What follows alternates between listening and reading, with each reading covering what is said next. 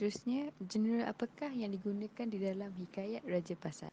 Hikayat Raja Pasai tergolong dalam genre sejarah yang banyak menceritakan tentang kisah Raja Pasai yang telah memeluk agama Islam. Ia meliputi tentang kisah pembukaan negeri, corak pentadbiran, politik, sosial, sejak dari kewujudan, perkembangan, zaman keemasan, kekalahan hinggalah zaman keruntuhannya. Jadi, Hikayat Raja-Raja Pasai bukanlah sebuah buku teks sejarah yang murni. Sebaliknya telah dimasukkan dengan unsur-unsur sejarah. Unsur mitos dan legenda diterapkan dalam bahan sejarah dan memerlukan interpretasi yang mendalam untuk mengetahui objektif dan tujuan pengarang istana ini. Jelaslah bahawa sastra sejarah ni merupakan genre yang terdapat di dalam Hikayat Raja Pasai. Sastra sejarah merupakan karya sastra tradisi yang menggunakan atau mengambil peristiwa-peristiwa sejarah sebagai sumber penulisan. Peristiwa-peristiwa itu meliputi sejarah sesebuah kerajaan, sejarah sesebuah negeri, asal-usul keturunan raja-raja, asal-usul kedatangan agama Islam dan sebagainya.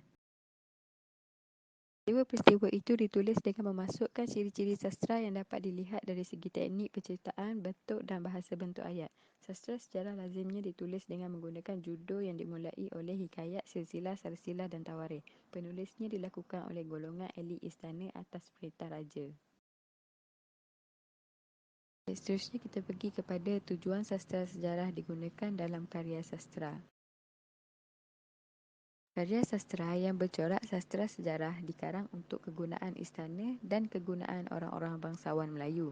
Tujuannya ialah untuk merakamkan kebesaran, ketinggian dan kegemilangan sesebuah negara, kota atau kerajaan Melayu.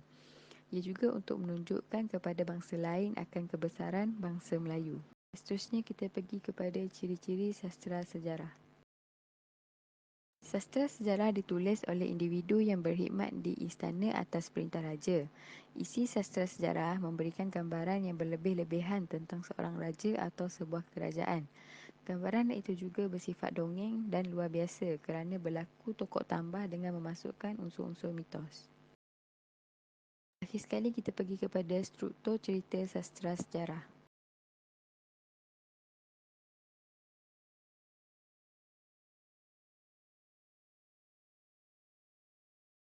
Terdapat 3 bahagian struktur cerita dalam sastra sejarah. Bahagian awal mengisahkan asal-usul keturunan raja-raja, asal-usul pembukaan sesebuah negeri dan asal-usul kedatangan agama Islam. Bahagian pertengahan pula mengisahkan zaman kegemilangan sebuah kerajaan atau negeri dan bahagian akhir mengisahkan kejatuhan sesebuah